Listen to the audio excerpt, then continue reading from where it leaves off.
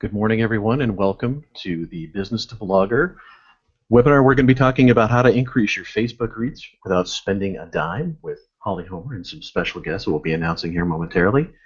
So the first thing you need to do to get yourself ready for this incredible event is you need to go ahead and eliminate as many distractions as you possibly can. So if you have multiple windows up, please go ahead and close those out and get your notepads ready or your Evernote, whatever it is you're going to be taking notes in, because we're going to be going through a tremendous amount of information, and you're going to want to make sure that you pay very close attention, because this is going to make a huge difference to your bottom line and also to your reach and to your business and essentially to your life.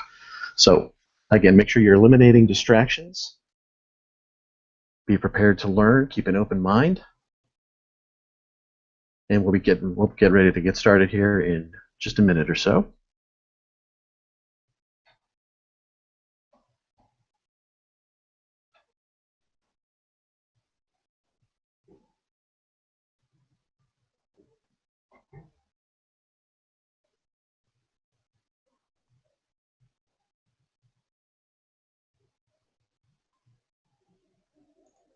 All right, and welcome everybody to the Business2Blogger hosted webinar on how to increase your Facebook reach without spending a dime with Holly Homer and assorted, wonderful, extravagant, extraordinary guests.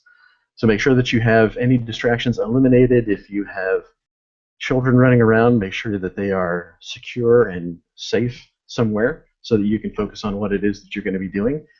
Animals, anything that's going to be birds flying around, anything that's going to be a distraction to you, make sure that you have that subdued so that you can pay attention to what's going on here, or make sure you have your notes ready.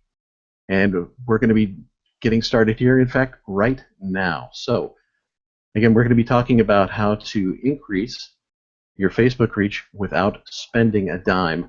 Now, certainly, I think you're pretty much all familiar with Holly Homer, but in case you're not, let me go ahead and just give you a quick bio of her and what it is that she's accomplished. Holly Homer's been a blogger since 2007. It started out as a replacement for an expensive scrapbooking habit and turned into a full-time job that she absolutely loves. She's married, partially homeschooling, work-from-home mom of 3 very active boys and a dog. She realized early on that wearing them out before bedtime was a self-preservation strategy and has never looked back. Holly's a bit of a social media obsessed. She loves teaching what she's learned both at the Business2Blogger blog and on her YouTube channel. She speaks at conferences across the country on blogging and social media topics like Bloggy Bootcamp, Emerging Tech, Declare Conference, Blog Elevated, Project Mom, Women Get Social, and scheduled to speak at many future conferences as well. She's been featured on multiple radio interviews, TV appearances, and podcasts. A favorite podcast was about kids' activities. Blogs Facebook, kids' activity blogs, Facebook pages, Rapid Organic Growth with Michael Stelzner. She runs blogger campaigns through Business2Blogger and is available for consulting. Her early career years as a physical therapist and clinic manager has helped her tackle kid-related issues like sensory processing disorder, as well as organizational skills to handle what has turned out to be a not-so-small business run from her living room. When she is writing, doing photography, or playing with the family, or clearing the kitchen sink of dirty dishes, she might have snuck away to play in a poker tournament. That is my kind of girl right there. Now, joining Holly today will also be a couple of special guests. The first one is Paula. Paula's love for writing began at a very young age. She could usually be found with her nose in a book and hoped one day to become an author or a firefighter or astronaut or garbage truck driver. As a teenager, she moved to the Philippines and worked at an orphanage there for several years. At this time, she used blogging as a way to update friends and family members about the things she was doing overseas. She started her first blog when she was 15, which makes over a decade of blogging experience with many different types of blogs, blogging platforms, as well as marketing and monetization strategies. The past several years have been a time of huge growth for Paula and her family. She decided to turn her blog into a business and use it to help her family reach their dreams. One of the things that she loves most is to encourage and empower other women to reach their dreams, both personally and professionally, through blogging.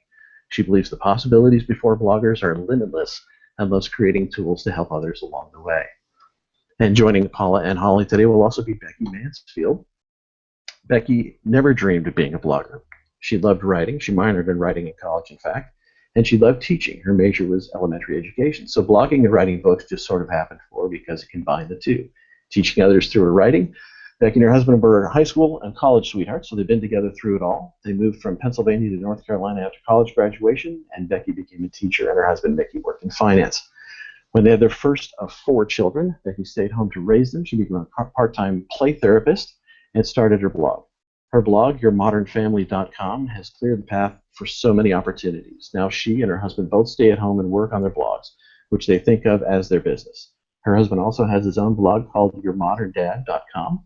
Blogging has given Becky and her family the chance to achieve many dreams, helping others, traveling the world, meeting influential people like Lisa Ling, President Barack Obama. It has given her a chance to write books like Potty Train in a Weekend, among others. Above all, it's giving her what she's always hoped, which is a chance to spend time with her family. Now she's working hard to teach others that they can do the same. She loves to show them that there's no bar too high and that they can reach their dreams. Every day will pass by either way, and Becky wants everyone to know that if they spend their time wisely, they will reach their goals. So without further ado, I will go ahead and hand this over to Holly. So again, make sure you eliminate distractions and you're ready to go. Holly, it's all yours. Thanks, Marshall. Man, you make us sound so fancy. I'm so excited about what we're doing today. I know a lot of you that are on today and have asked a lot of questions, and we're going to get to those. In fact, if you have questions, please ask them, because unfortunately I can't stop and answer them right there, and because we don't have that technology, but what we do is have the technology to answer those at the end. So please, this is for you. We want to teach you what you want to learn today, because we are really, really excited about what's upcoming. We'll hint at it a few times, but what we have coming up in the near future is a more intensive course that will take you beyond what we're teaching you today. So I'm talking about organic Facebook growth today, not anything I ever expected to talk about. If you had asked me 2.5 years ago if I would ever even mention Facebook in a positive light, I would have said no.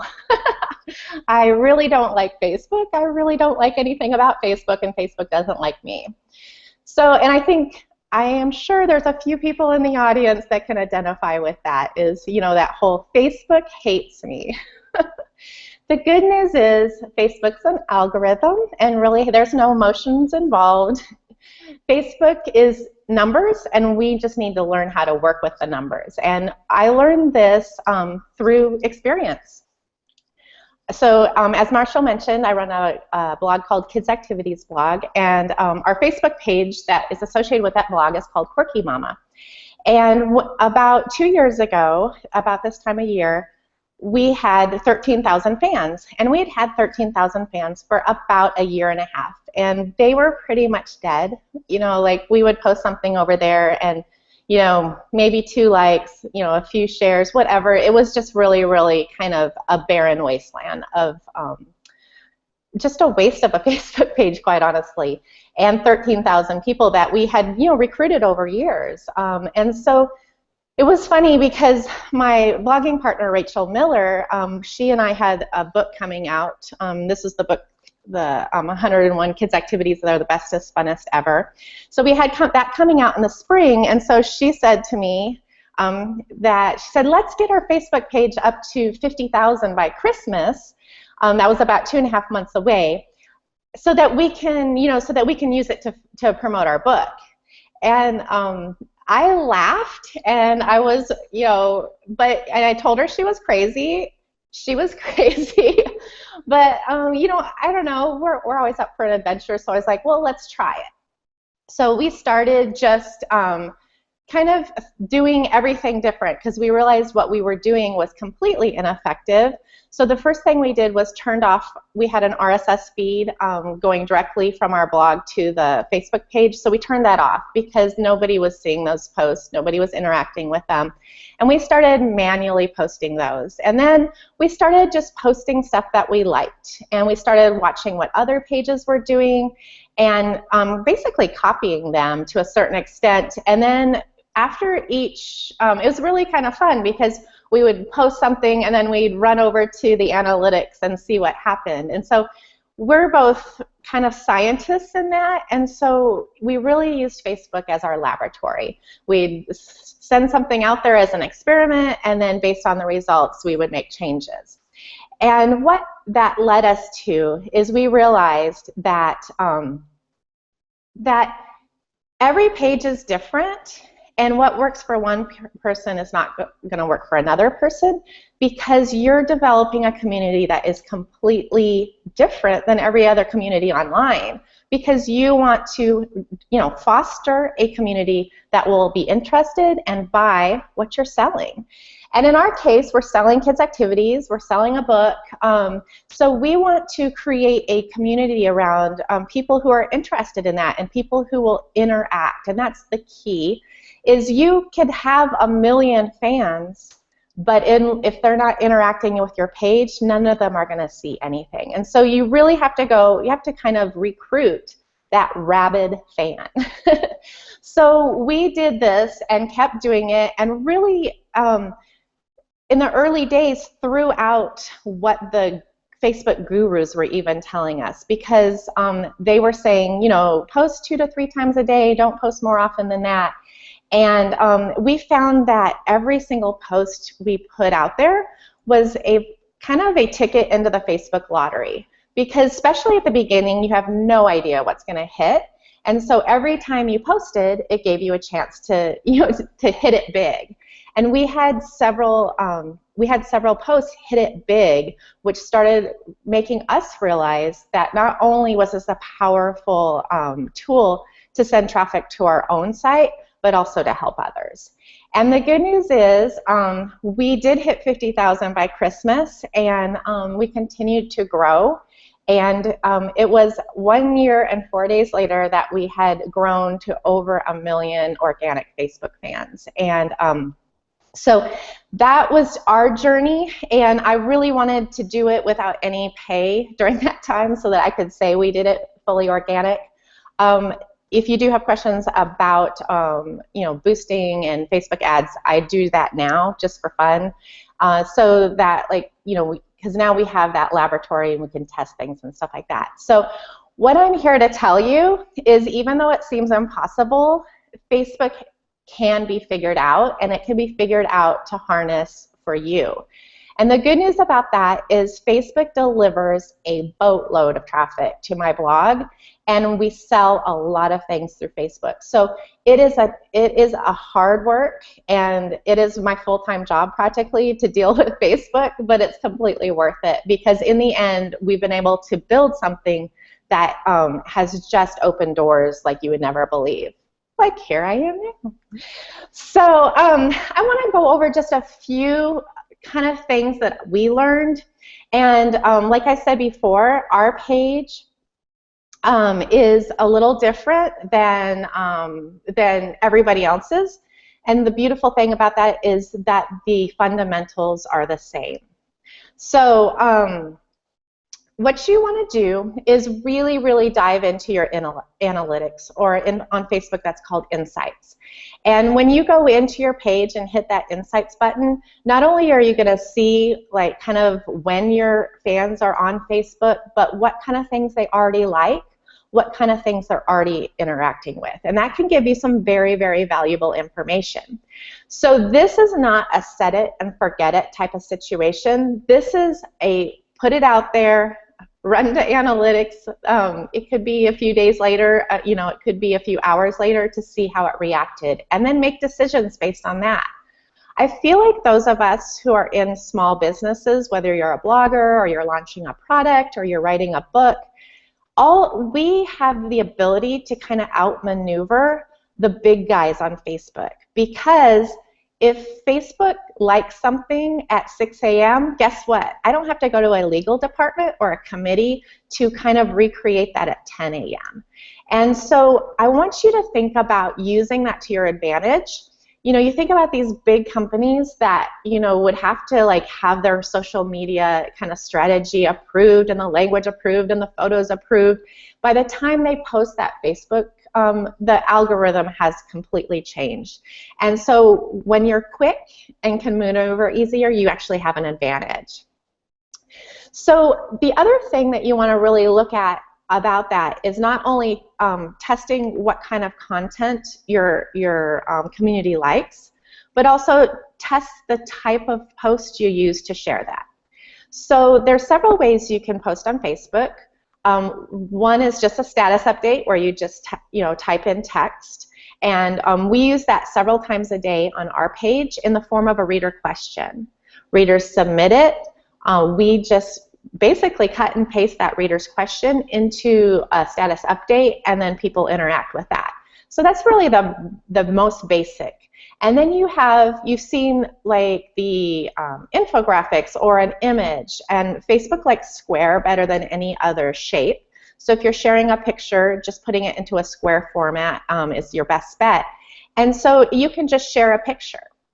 You can also share a picture that has a description, and then the description could also have a link. And so that's another way to do it. And so many of my very visual blog posts that have a beautiful square picture, I would post those with that picture, a little bit about it in the description, and a link to the post. There's also a way to share as a link. And so what you can do is just cut and paste the link to what you're trying to share in the status update, and a picture will auto-populate. Now, if you don't like that picture, you actually can overwrite it by just, if you look kind of on the bottom of that picture that auto-populated, or now actually there's little squares in the bottom there, you can add an additional picture. Is if you don't like it, you can add an additional picture and then deselect the one that auto-populated. And that way you have a picture that is attached to a link. The benefit of that type when you're sharing content is that when people click on the picture, it goes directly to that link. So there's several ways they can get there. And whereas if you had shared that as a photo, when they click on the photo, it actually opens up a larger photo version of that thing. So that's a very powerful way to share content, is with the kind of a link post that auto-populates the photo. And then something that Facebook really likes right now, I'm sure you've heard recently, is a native upload video. And videos are doing really, really well on Facebook. They like Facebook videos. And kind of my bottom line of everything I do on Facebook is Facebook likes Facebook. So anytime I can do something that makes Facebook look good, I'm aligned with Facebook's goals. And I feel like that's a good place to be. So the native uploaded video, which just means instead of linking to a YouTube video or a Vimeo video, you're actually uploading that video to Facebook just like you'd upload a photo. And you can also add links to that, and there's different, different kind of bells and whistles on the video component, and you can also add a description and that kind of thing. So there's lots of different ways you can share content, and you want to kind of play around with what is really effective for your fan base, because you want to attract fans that will like you and like what you're selling. It's going to do you no good to build up this massive community of people who don't want to buy from you.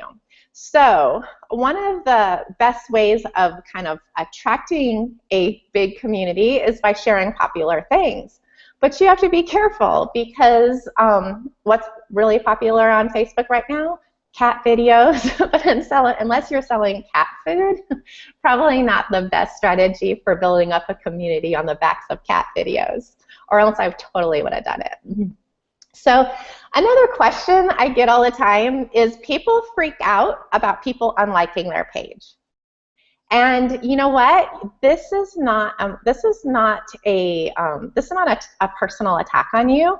They're just not that into you, and you don't want them, because the last thing you want is people on your page that aren't interacting or are dragging you down. So those unlikes are actually a blessing, because the more activity you have to the total number of likes, the more Facebook sees you having an engaged community. All right, so let's talk a little bit about how you can tell what how engaged your community is right now if you already have a Facebook page. So there is a number that Facebook uses called the talking about number, and they have hidden it. It used to be front and center a year or so ago, and now it is underneath your likes. So if you go to your page or another person's page and you click on the likes, it'll actually pop up this little chart that shows you the talking about number, or the number of people who have interacted with your page and the number of total fans. So no one, I've studied this a lot, and I can't figure out exactly what they used to figure this out, and I don't know the time period, but generally it's assumed to be about a week. So you have, it's kind of a snapshot of how active your page was over the last week, but don't, it's very confusing. So let's just leave it at that.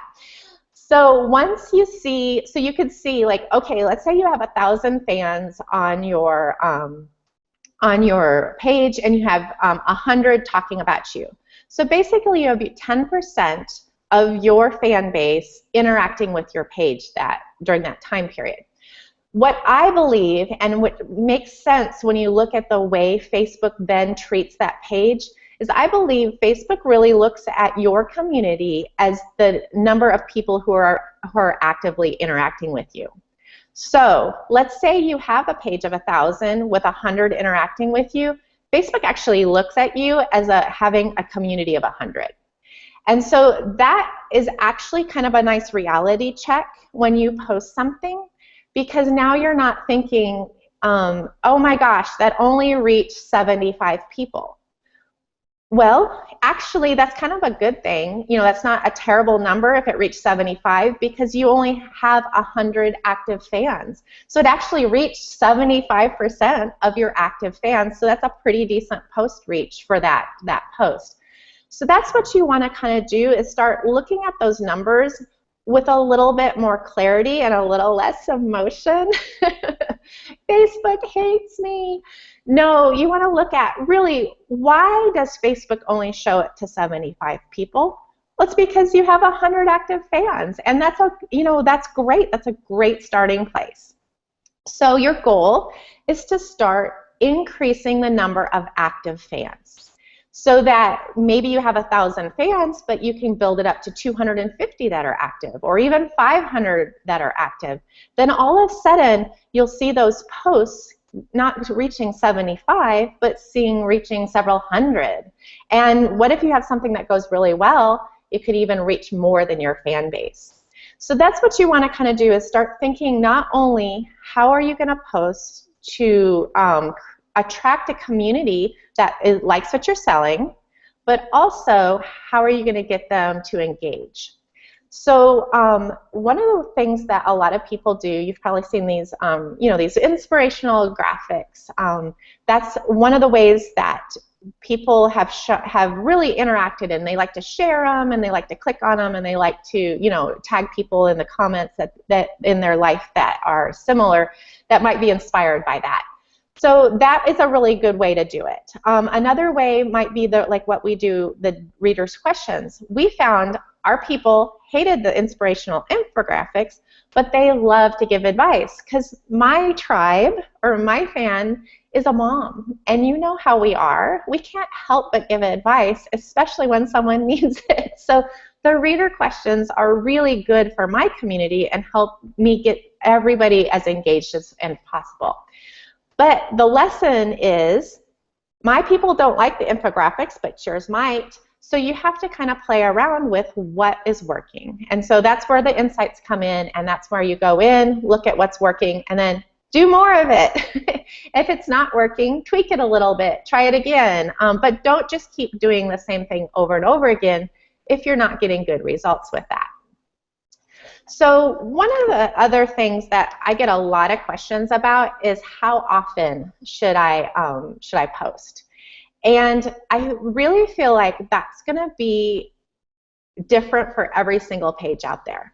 But let me tell you my rationale.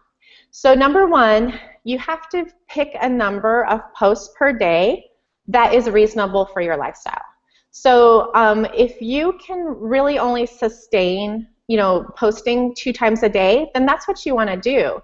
What you don't want to do is post 20 times today and then 1 time tomorrow, because Facebook really likes consistency, and consistency allows kind of that snowball effect and momentum that can happen on Facebook. So I want you to step back and say, like, what's realistic for me? Let's start there. You can always add a post or 2 as you go. Just don't make drastic changes.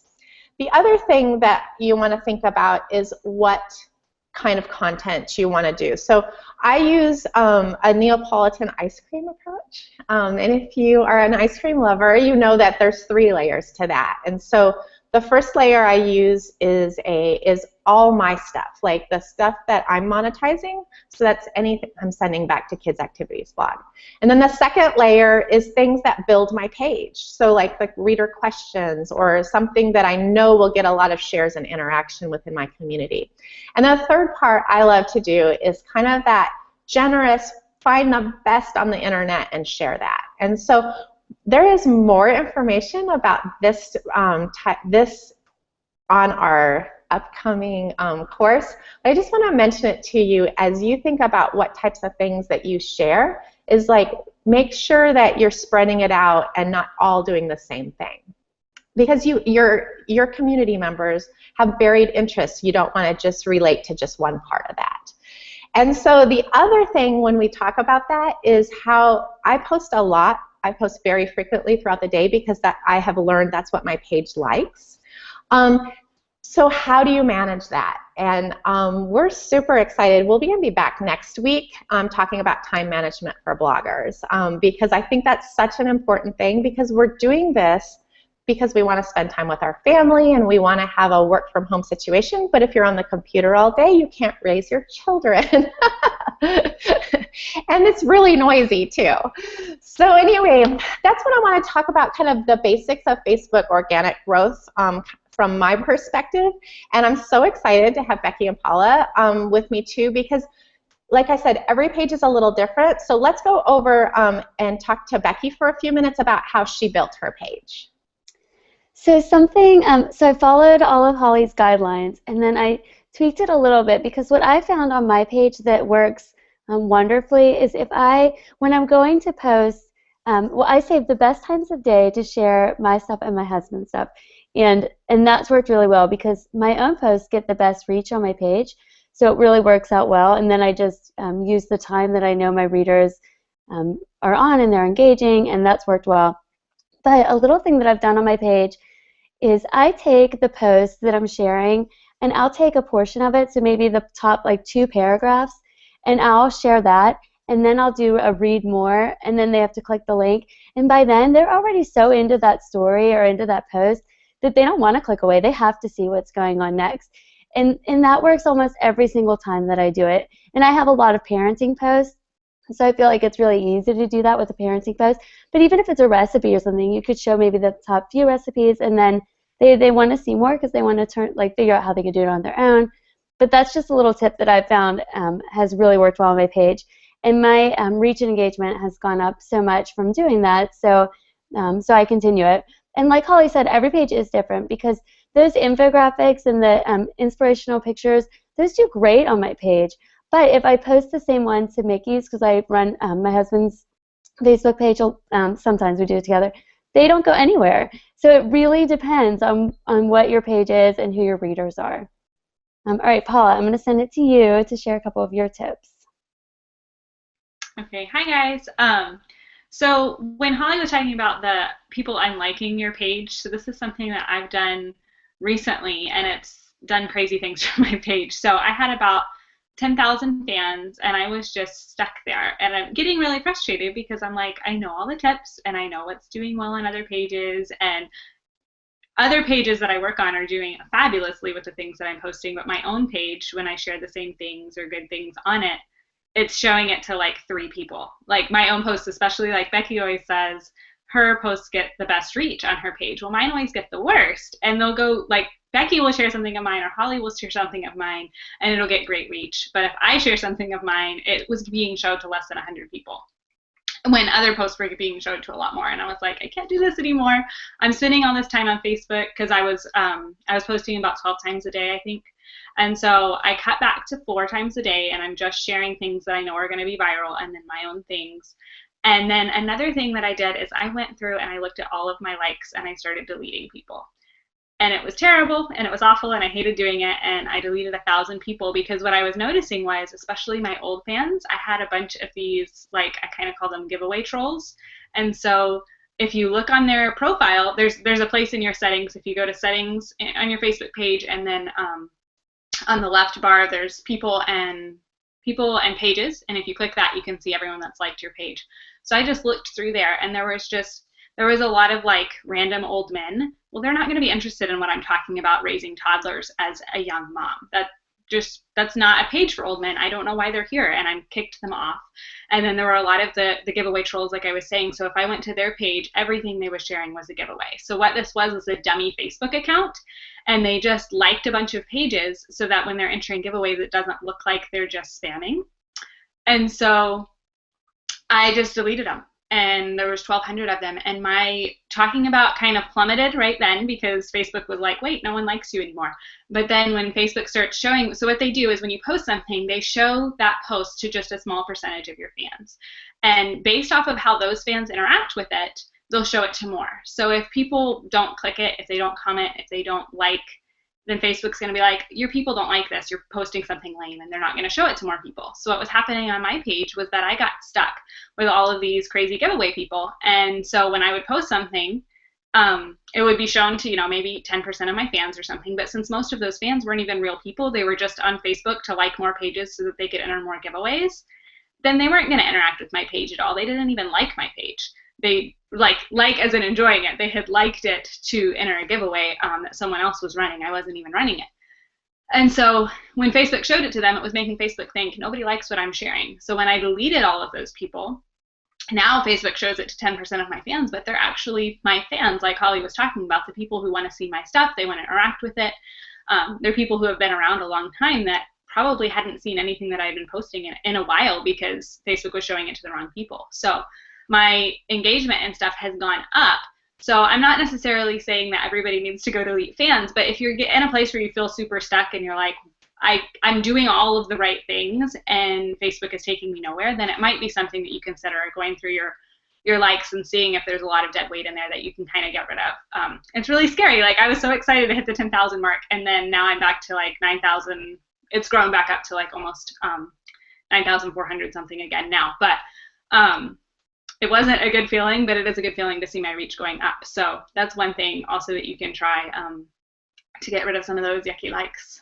Yeah, and I think that's such a good point that so many of us have been, especially if you've been a blogger, you've probably run a giveaway, or if you're a company that, has encouraged a like for entry into something, is that those aren't necessarily the core fans. Those aren't the people that are going to interact with you, and so it's completely fine to get rid of those. In fact, it's going to be a benefit down the road.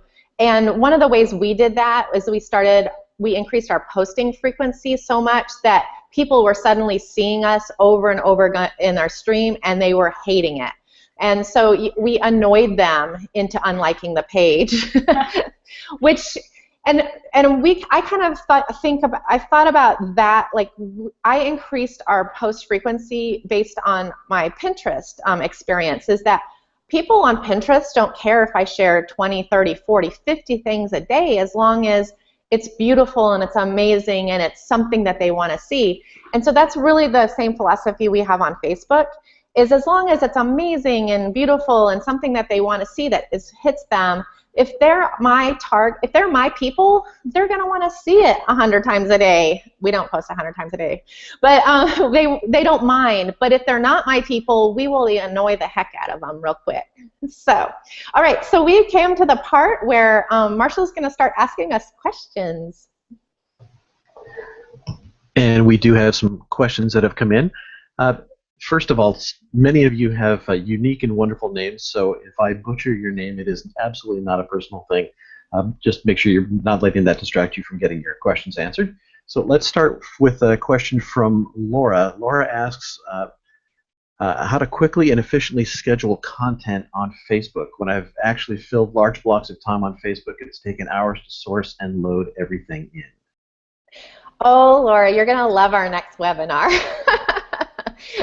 But yes, Facebook has taken over my life and Paula's life because Paula helps me. So what I do is I really schedule Facebook like I do my blog, or like you would a magazine or a newspaper or anything else that has an editorial calendar. And what that helps me do is realize that, because right now when you look at like that blank Facebook page and then the whole world is out there that you can put content, it's overwhelming. It's completely overwhelming. So I would start, like, Laura, if you're posting like twice a day, then I would, I just pick out those times, just, maybe open up your insights and see 2 times that the most people on your fan base are there.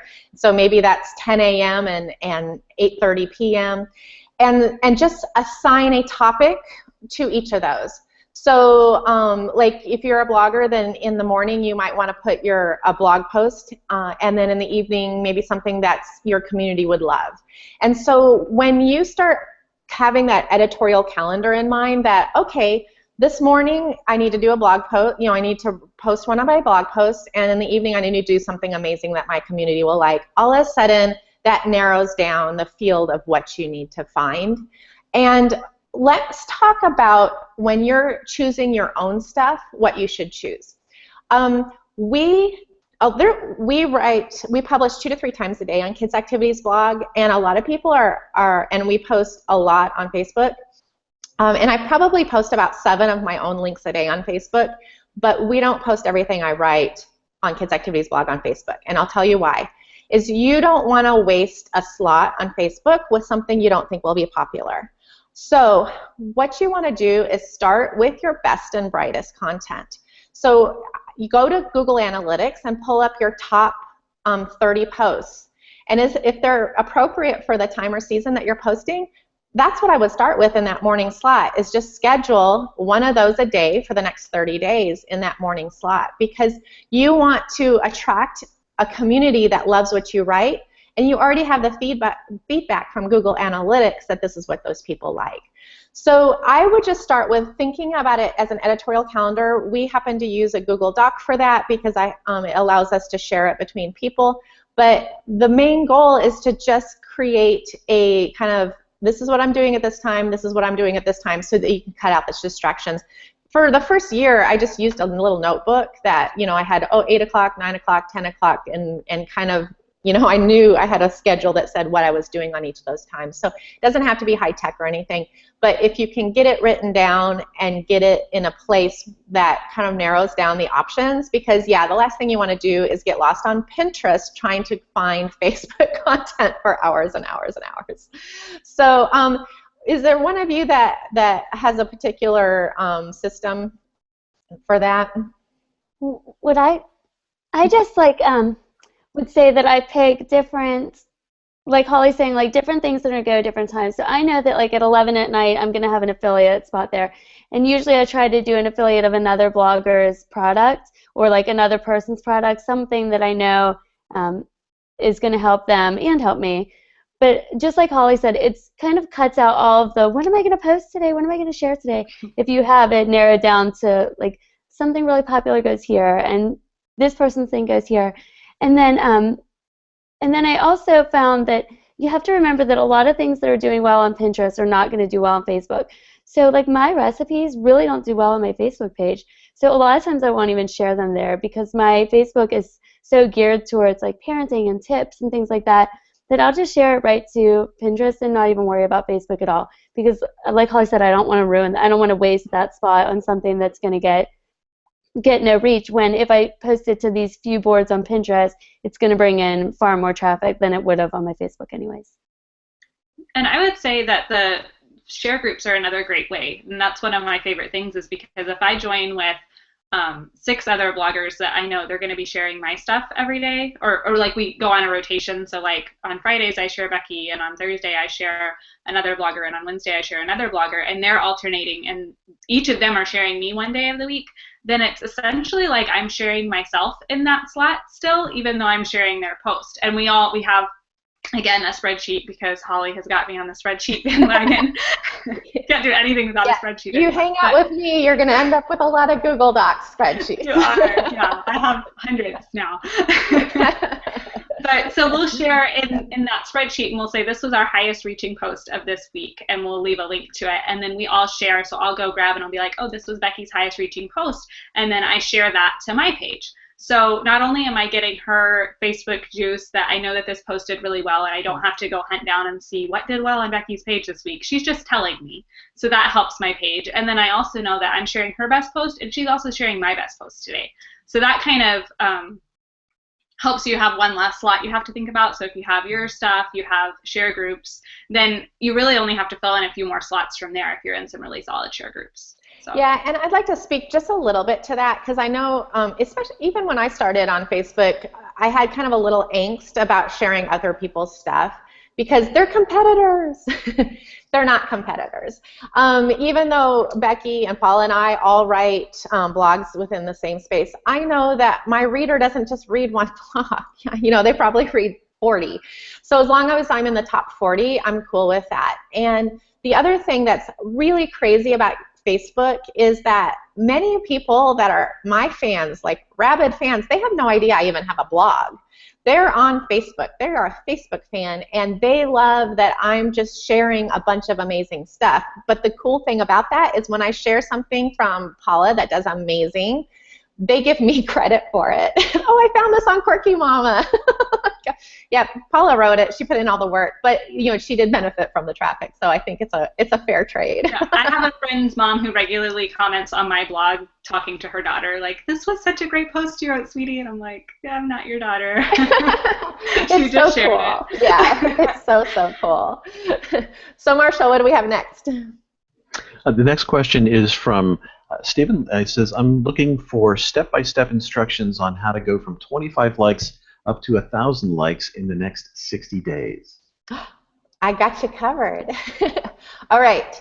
So I want you to, I assume that if you have 25 likes, you're not putting a ton of time into the Facebook page right now. So what I want you to do is just set aside probably maybe 30 minutes a day and start with, let's say, you could probably, you know, at first start with 2 or 3 posts, and then when you start feeling comfortable with that, you're going to start increasing that to maybe about 6 posts a day.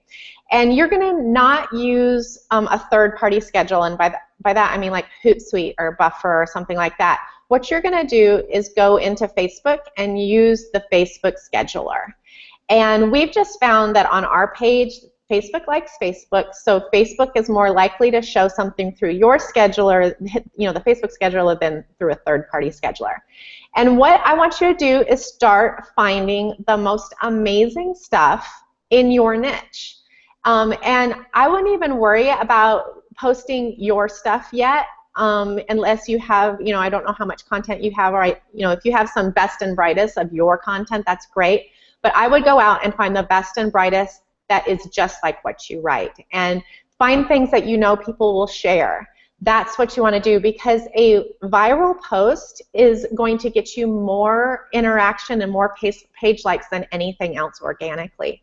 So if you are somebody that can put together a quick video that would be really enticing to you know, and shareable, and that's here at the beginning, we're not so worried about clicks somewhere or anything like that. What we're interested in just making shareable content that will attract the right type of fan for you. And so if you could create a short video on Facebook, you could literally be less than 30 seconds, but something that people would share within your niche would be the fastest way to get likes. I had a friend who had a video, I guess it was a month ago, and it was just a video that she put together. It matched her you know, her audience perfectly, and she has 600,000 fans on her page to begin with. But she was able to attract another 50,000 through just that one video because it got shared so much. And when people share it, then it's going to say up in the corner, you know, via your page name, and a lot of those people who are interested in that video will click like. Paula, do you have anything beyond that you'd add?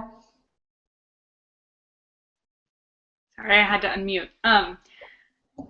Yeah, I would go through, it's really intimidating when you're like, all of a sudden, now I'm trying to enter this world of Facebook and scheduling, and I always, too, because I'll go and I'll try to double check and see if have I already scheduled something for this time, have I not? When I first started working with you, especially Holly, because you had us doing specific times, and I'd go check. And what I realized was Facebook a lot of the time doesn't even show you what you have scheduled. And that's the most annoying thing ever, which is why we got on the spreadsheets. But also, if you, to kind of reference what Holly had said earlier about having, I'm doing this here and this here. So you can actually say, if I'm going to be doing a post from this site every day at midnight, then just go ahead and schedule a week or 2 weeks. Like, I will put on a movie, and I sit and I schedule things that I know are going to do well, which kind of eliminates the, oh my gosh, I have to devote my entire life every day to Facebook feeling. And then I do still have a couple of slots, because you'll find something and it's like, this thing is going viral today. Sharing it in my next open slot 2 weeks from now is not going to help my page at all, because everybody will have already seen it. It's like that cat video that everyone's watching this week is not going to be fun anymore next week. People are going to be like, are you really kidding me right now? You're still sharing that? So I leave an open slot that's just this is viral today, that I know, like, every day at noon, because I know I can be on my computer by noon. I have to put in something that's really going to be awesome for that day. But then there are some other things, like content from my site or content from Becky's site. I share from Becky every day, that I'll throw in. I'll throw those in prior to it. I'll schedule those out a month or two in advance. Things I share from Holly, I do more the day of, because I want to see that, okay, this got a lot of shares and stuff from Holly's page, and since her page is so much bigger than mine, I want to be one of the first people that is sharing that really viral thing from her page, because that's going to help me with my reach. So kind of having think about it in two different ways. If this is the stuff I can schedule out in advance and do it all while I'm watching TV, and then this is the stuff that I'm going to schedule, going to devote that time to every day. So that can be one way of kind of managing that. I love that. And really, as anything on social media, blogging, all this kind of stuff, is you've got to just do it. It doesn't have to be perfect. You know, in fact, if it's perfect, you're going to make the rest of us look terrible. So, and everything's editable, editable. But, you know, just kind of get over yourself and just start posting, and it'll become more natural, and you'll start being okay with that. I think, you know, especially if you're from a print world or you know, or real world business, you know, you kind of had that, you know, that hesitation to just get things out there. But really, the way we get where we are is by just throwing stuff out there. And, you know, obviously learning from every single one of it. So it is a little more thoughtful than you would think. But at the beginning, you've just got to you just got some data to test. All right, what do we have next, Marshall? Our next question is from Teresa. Teresa asks, where do I find the talking about stuff? How do I get people talking about stuff? Teresa, you're going to look, if you go to the front of your Facebook page and then click your likes or about you page, and then the likes, I think they've moved it a little bit, but when you open that up, it's going to create, you're going to see kind of a chart, and you can see this on other people's, and it will show you kind of who's been interacting over the last few days and how much, you know, so sometimes it can be kind of a mountain, and it'll just give you an idea of, oh, you know, 3 days ago was really interactive. What did I post there? One of the ways you can kind of know that already is that open up your insights, and really the first and only thing I look at on a regular basis is the people reach number. And if you open your insights, that's going to be the orange bar, and that's, I think, in the 4th or 5th column. And when the orange bar is short, that's bad, and when the orange bar is long, that's good. And what I do is just really scan through and see what things underperformed and what things overperformed. And obviously, if something went crazy on my page, like right now, a lot of like Christmas things are doing well. So I see that, and what do? I use that information to go find more Christmas things. Or let's say, you know, I see that, oh my goodness, people are hating crock pot recipes today, which never happens. But, you know, then I might, you know, look in my schedule and see, you know, I have several more of those scheduled this week. Maybe I'll pull those out. So you just want to use that information for your, I mean, Facebook almost tells you everything about what your fans like and don't like. So, I'm going to oh, I'm sorry, I got distracted there for a minute. I think that kind of sums up that one, Marshall, if you want to give us the next one. The next question is from Sam. And Sam wants to know, I'm wondering if you can share anyone's post on your business Facebook page, or if you have to have permission from the author in order to post. That is a really good question. So if you go to a site that has share buttons, that's a permission to share their content. So if you go to, like, you see BuzzFeed or Huffington Post or my blog or Becky's or Paula's blog, pretty much 100% of the sites online depend on social media for traffic. So you don't need to ask me to share my stuff. I'm trying to make it as easy as possible for you to do that without having to jump through hoops.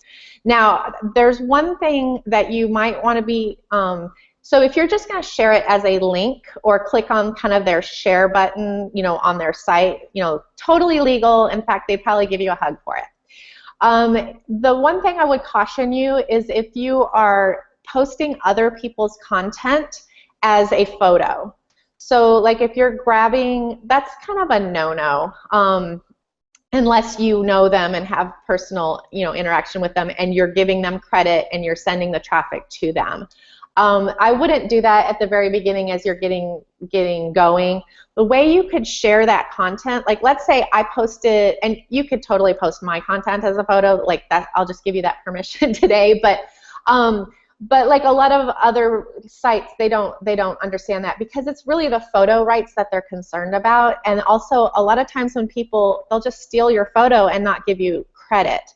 And you see that a lot online with the infographics or with the inspirational sayings, is don't just save that photo to your desktop and then post it on your page. That doesn't give the person who created that any credit.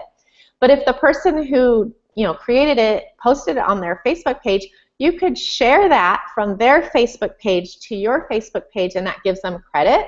And that's where that's supposed to happen. So I would say don't worry about anything on the link part. Like you can do that from, you can go share anybody's links. But if you're going to share people's photos, especially if it's like intellectual property of that person, like a photographer or somebody who created a graphic, then you could share that content, but share it from their Facebook page so they get full credit for it.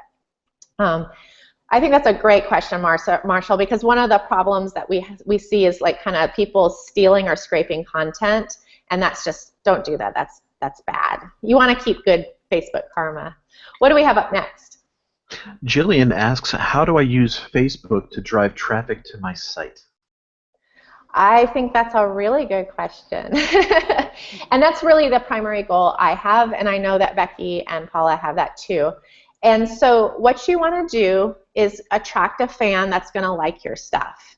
And so one of the things that I use, even when I'm posting content that isn't mine, but I'm posting it on my Facebook page, is I really try to find other content that I wish I would have written. So if I come across something on Pinterest or on another blog that I'm like, crap, why didn't I write that? I know that's a really, really good piece of content to share on my Facebook page because it's going to attract the type of reader that I want because it's already in my wheelhouse. Becky, why don't you talk a little bit about how you use Facebook to drive traffic to your blog? So Facebook is bringing in the majority of my traffic right now, where at the beginning it was Pinterest, and that was a really easy way to build up my page. But now it's Facebook, and I've just been able to do that by I'm sharing either a picture or a link that I've specifically made, like a picture to fit in the link, and sharing that, and I'm able to bring all of the readers over by doing that, like read more here, or you'll never believe this tip, it's really changed things. But like giving it just a little bit of a personal touch, like I can't believe that I hadn't tried this before, but now I'm doing it, and our mornings are so much easier.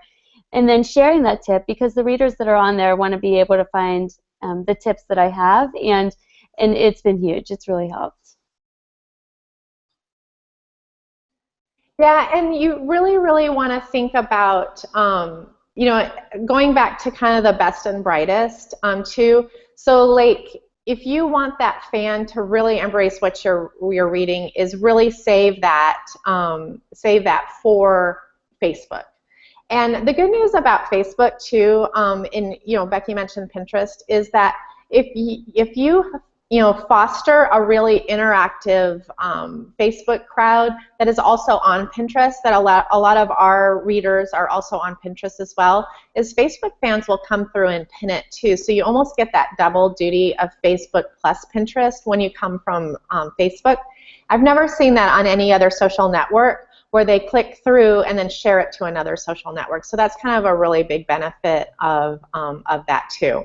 All right, Marshall, do we have one more question? I think that's all we have time for today. Okay. Tammy wants to know, some days Facebook is in a good mood and shows my post to everyone, and other days, forget about it. Also, it seems no matter what I do, that never stays consistent. I'd love to hear your thoughts on this and tips for kickstarting my Facebook page again. I think Tammy has just summed up like everybody who's ever been on Facebook. So we want to start out with the whole step back from Facebook hates me. Facebook has no emotion, and Facebook does not hate you, and does not hate me, and does not hate Becky or Paula. Although we can take it very personally, Facebook is a bunch of numbers strung together that has determined that that post is not going to do well at that time. And often I completely understand like the feeling of random out of controlness that will put us into. So what we have to do is go back to our laboratory. We are scientists, and if we cannot let our emotions derail our mission. We are scientists that are on a mission to use Facebook in a way that will benefit our lives and our businesses and that kind of stuff. So I want you to take a deep breath and get a cup of coffee. Whether or not that's spiked, that's up to you.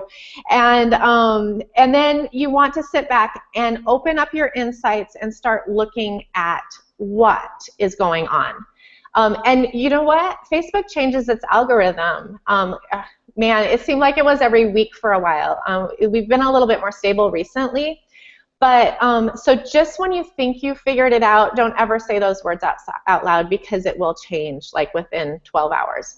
But the way that you can counteract that is because Facebook gives you instant knowledge of what's going on, is open those insights and then start reacting to what you're seeing. And so let's say, let's say you look back and you're like, man, the last 5 posts that I've had have done nothing. So let's go back and find the last post that did well, and let's try to recreate that. Or if it doesn't make sense to you, then look at just open it up and look at all the statistics. So what's really neat about kind of that people reach number is that has all the fancy Facebook math that we can't figure out from the outside. That's all figured out for you in that number, because Facebook is telling you in that people reach number that we only are going to let, we only let, 2,000 people see this post. And then this post was only worth 500 people seeing it. And this post was worth only 75 people seeing it. So what I like to do is when things really overreact or underreact is open up the rest of those statistics and try to figure out, why did Facebook only show this to 75 people, whereas it showed this one to 2,000? So I look at like, okay, how many likes did this get? How many shares did this get? How many people clicked through to it?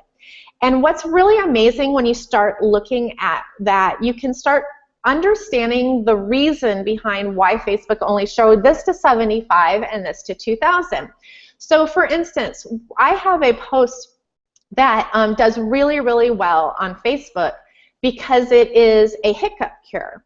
But we don't give away the hiccup cure. You have to click through to get the hiccup cure. Well, it's a simple cure, and so it is a little bit of, I hate saying baiting, but like it's a little bit of a bait. So it's not necessarily something that people are going to share or even like, but they click through like crazy. So, but every click, every action gives you credibility and more ability to show that post to more. So you might look at that hiccup cure post on my page and think, that didn't do really well because it only has 100 likes and 50 shares. But what you don't see is that 3,500 people clicked through, and it was one of the best posts of the day because of all those click-throughs. So that's the kind of information you want to start processing. So like if I had just looked at my page and said, oh, like that hiccup cure went crazy, I need to go out and get 6 more hiccup cures. No, like there's a reason. What I'm seeing is I need to find something that people are going to click on, whether they share or like it or not. And then you might have a post that does the opposite, where there's a post that we post pretty frequently that's kind of, that's another one that nobody shares it because it's like, are you ready to have your 3rd baby?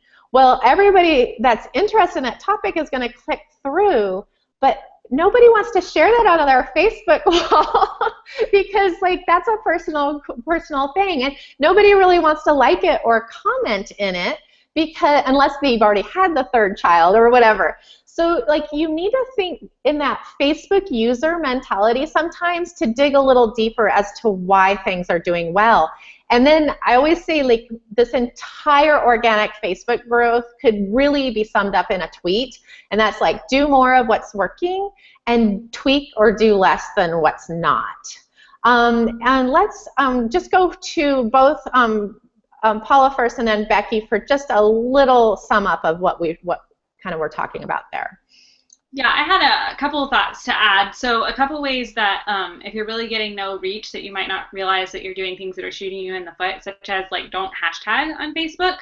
That will just, your reach will plummet on that post and probably the posts around it as well. So while hashtags are super fun on Twitter and Instagram, Facebook enabled them and then decided that it didn't want us to use them. And so that's one thing that I see. And a lot of times if you're doing any sponsored content, sponsors will require you to hashtag, which is so annoying.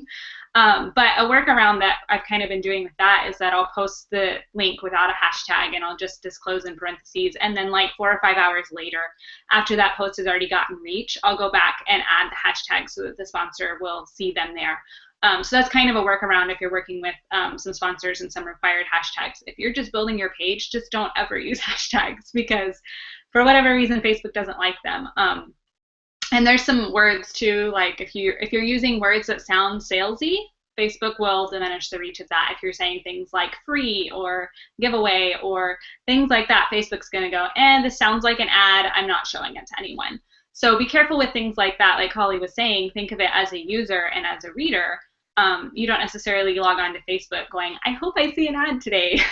So try to phrase things so it's more organic and authentic. Even like on the affiliate things, we are literally, that is an ad, we are selling something, but those turn out really well if you can tell like a personal story with it. Like we're using this in our house and this is how this happened. And then people are going to want to click on it because they're like, oh wow, Holly loves that, or Becky loves that, or Paula loves that. And they have to click it and then we make the affiliate sale. So those are a couple of things. And then also, like we have been talking about knowing your fan and knowing who you're trying to reach. So like for my page, I run a parenting page, but it's like motherhood and parenting, not crafty people, because I can draw stick figures is about the extent of my craft knowledge. And so I can look at Holly's page and I'll be like, wow, she has 1 million followers and she has this post that's going so viral. Like I can see the reach on it and it's got millions and millions of reach. And that's awesome. And I'll go share it and Facebook will show it to 100 of my fans because my fans do not care about crafts. So it can be the most viral post in the universe. If it's not a topic that your fans care about, don't share it. So what you need to do is find some pages that have a similar audience to yours that are doing really well and doing better than you, and try to look at what they're sharing, share their viral stuff, share things from their blogs, even if you grab something from their blog and directly share it on your site, if they're a larger page, Facebook is going to give more weight to you sharing them. Like Huffington Post stuff just always does well. It's the Huffington Post. BuzzFeed always does well. It's BuzzFeed. So grabbing some things like that to share on your page, as long as it's relevant to your audience, will help you grow your reach and get a little bigger, versus saying, oh, well, this got great reach on that page. Well, if your fans aren't interested in the same things that those fans are interested in, it's not actually going to help you increase your reach at all. So really think about defining who your fan is, or if you're just building and you're just starting, define who you want your fan to be and share things to that fan. Because even if you're sharing, like I said, viral things as you're building your page, if you're sharing viral things that I'm sharing 10 recipes a day because they're all super viral, well, then you're going to create a page that loves the recipes. And if you don't ever post recipes, you're creating a page and fans that aren't going to like your site. So think about what your site is, what it's going to be, and build your Facebook page around that. And Becky. Okay, so 3 tips that I have found to be helpful is, one, look at your time. So sometimes I will post something in the early morning and it won't have done as well, and so I'll post it at like midnight or 1 in the morning, and compared to like 7 in the morning, and it'll do great, because for some reason those really late times on my page get so much reach. So I really have to think about when I'm posting certain things, because I just know that certain times just do better, and I don't know why, but so I'll do that a lot. Like I'll repost. And the second thing is, don't be afraid to reshare things. So I might share something, and then like 3 weeks later I'll share it again, and it'll get the same reach or higher. And that doesn't always happen, but it's just to say that you don't have to share like just your post of that day, or I mean, you can reshare things and look back like all the time. I go into my I usually share things as photos, so I go back into my photos and I find ones that have gotten a ton of reach, and I'll reshare it again, and I'll share it in a similar way with like the paragraph and the intro, and it'll do really well. So I know that a lot of people get nervous about resharing their things, but just don't be afraid to. And maybe you only do it once a month, like that you would wait a month to share it again. But maybe you have multiple pictures in that post. So most of my posts have at least 2 pictures in it, sometimes 1 when I run out of time making them. But I'll share both of them with a different picture, and I might do it just a day apart. Like I might share one today and then share it again tomorrow with a completely different picture, or with the link instead of a photo, so that it's different, and just see how that does. I think that's it. I'm trying to think of like, oh, and then the last thing, I was like, I know I have 3. The last thing is, think about your picture for Facebook compared to your picture for Pinterest, because it's different. Facebook, I used to share like Pinterest size pictures on Facebook, and they do terrible. So you really need to have a square image if you're going to upload the photo directly. And even what's in the picture, just really look at what's going to do well. So what I've found lately is the pictures that do well are the ones that look like real life. It looks like what we're doing. So even if you're promoting something that has nothing to do with a blog post, just don't bring it back to make it look like what we would like, what would engage people. I mean, you click on your friends' pictures because you like the way that they look, they engage you, it's personal. So don't be afraid to do that with your Facebook photos, even though it's for your blog or your business. And I really want to I think something that Paula said just a minute ago really sums up kind of what Facebook is looking for and why it gives some people organic reach and some people not, is that if you are running advertising or highly promotional language, then Facebook feels like you should pay for it. So you've heard that kind of pay to play on Facebook, like running around for the last year. And yes, if you're running advertisements, then Facebook thinks you should pony up and put some money out there. But if you can weave what you're selling into a story and into an experience and into something shareable, and that's really the key. Shareable content is the bar that Facebook's using to determine whether you're promotion or not. Now, they do keyword some things, so if you're using free and I even have noticed a difference, like if I use a percentage mark, 50% off or something like that. If you're using highly promotional language, they're going to probably tag that and make it a little bit more difficult for you to reach that organic growth bar. But even then, if it's very, very shareable, then they're going to give you a pass saying, oh, it's shareable, it's not spam, or it's not just a complete promotion.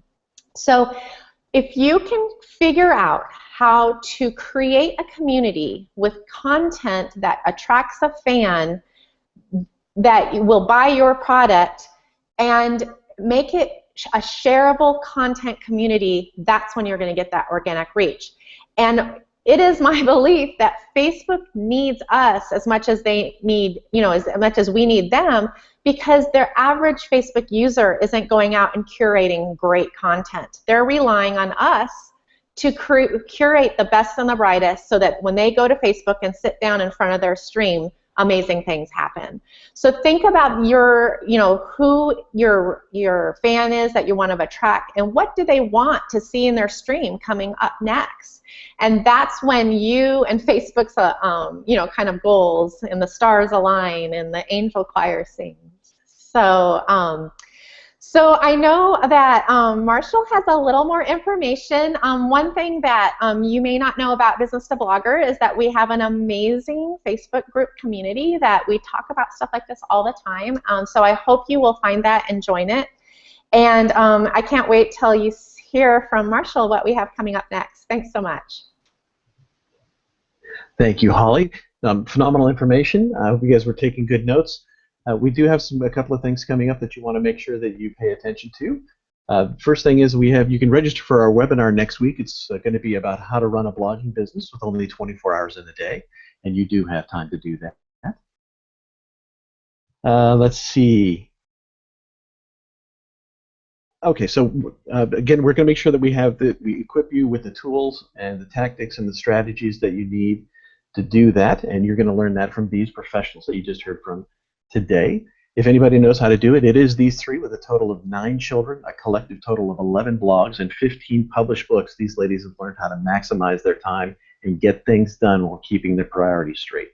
So join us this Tuesday, November 24th at 11 a.m. Central Standard Time for a webinar where Holly Homer, Becky Mansfield of YourModernFamily.com, and Paula Rollo of BeautyThroughImperfection.com will tell you all their best tips for running a blog business with only 24 hours in a day. Thanks again for joining us, and we'll see you next week.